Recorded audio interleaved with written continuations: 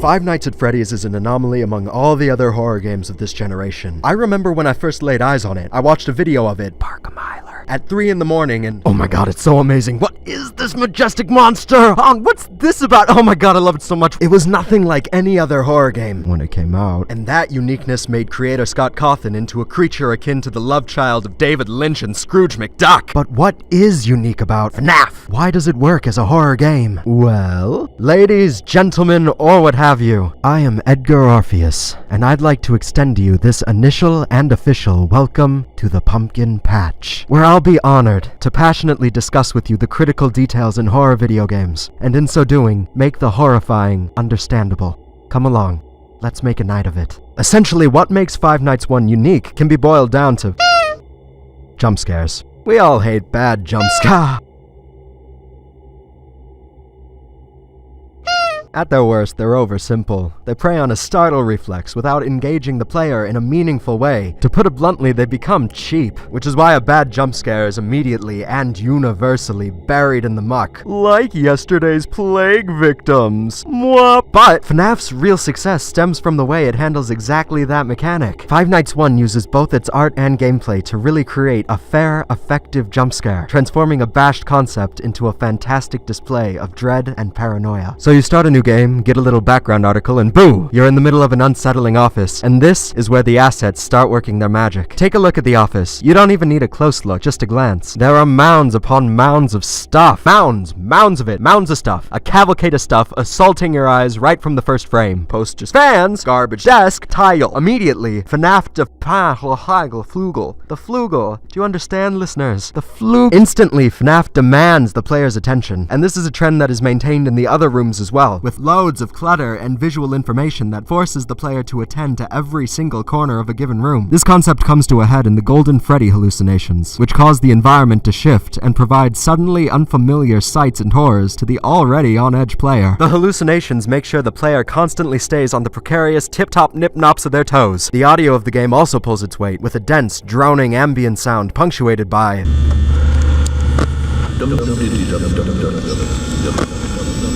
put together, and the player is constantly bombarded with information that forces them to pay close attention to everything going on at a given time. It's that level of focus that allows the jump scare to hit maximum effectiveness. You see, a jump scare hinges on the level of tension before a jump scare happens. Think about the JRPGs we'd play as kids. You know, your Fantasy's Final or your Mons Poke. You're sprinting to the next zone, your whole group has damn near 20 health split between them, and you're just praying that nothing strolls by to flatten your bat. Then, blah blah blah blah blah blah blah blah do.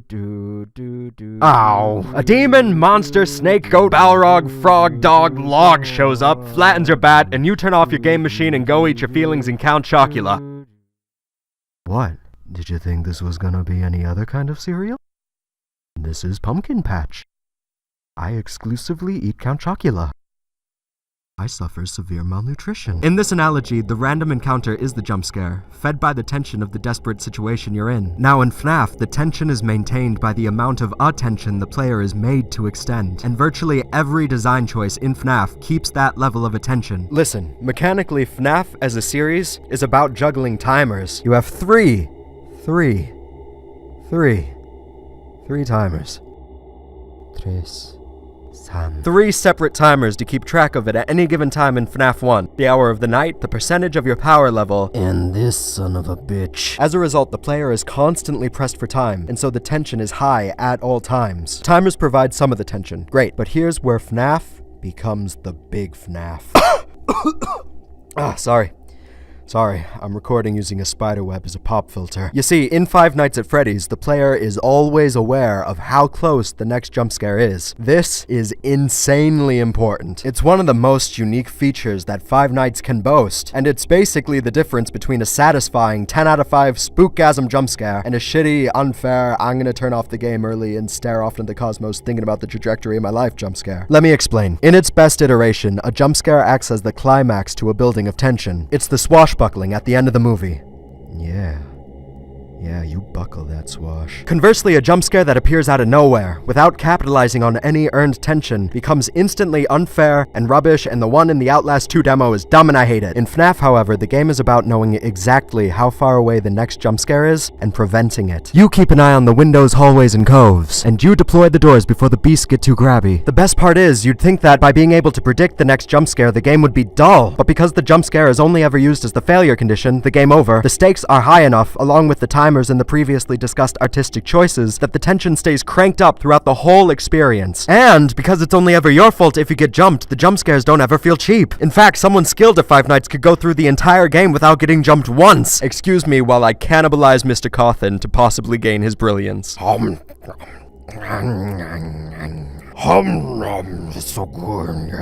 It's still yummy, I love it. In fact, Five Nights 1 demonstrates a slew of masterful horror design choices that provide a backdrop for the jump scare extravaganza. The office setting provides a familiar environment that is instantly made unfamiliar and discomforting by the stilted phone guy monologue. That very same exposition provided by the phone guy presents the player with a clear threat without interrupting the flow of gameplay. And because the player spends the entire game immobile, passively reacting to the hijinks of the animatronics, the player feels disempowered and incapable of fighting off the monsters. All of these design points are cornerstones of horror and can be found tucked away somewhere in all the greats, but those are topics for another time. All these choices most clearly represent their influence on the game in the sections where everything has gone to shit. So, you fucked up, the power in your office is out, and while you're waiting in the dark for death, three things are happening. First, you feel mechanically totally powerless to influence either the Freddy, "I'm gonna stuff you into a robot" timer, or the "Be free, my son" hour of the night timer. Second, the video and audio start doing their thing again, with Freddy's face in the dark providing a clear and attention-grabbing threat to the player, while from an audio perspective, the song that's playing, the Turator March, creates a Jack-in-the-Box effect. The song's familiar enough that chances are the player knows how the song ends, and that, at the song's conclusion, some burst of terror will likely occur. And third, the stakes could not possibly get higher, because something is literally on the verge of murdering you and dealing you a game over, likely at a time where success is only moments away. Consequently, the tension is peaked, and the jump scare is super effective. In conclusion, Mr. Cawthon's handling of the jump scare creates an instance in gaming where what is typically a stupid, dumb,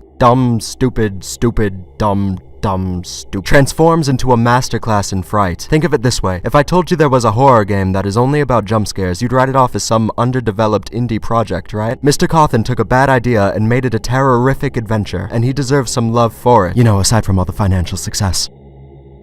Thank you so much for exposing yourself to my nonsense. I hope you found it entertaining and informative. If you'd like to lend some support to this channel, I'm sure you know by now that pressing the various buttons underneath the title will do the trick. In particular, that alluring subscribe one might be worth your while. There's plenty more in store for this show. In all seriousness, I very much appreciate any support or viewership. Once more, I'm Edgar Orpheus, and I hope to see you around the pumpkin patch again.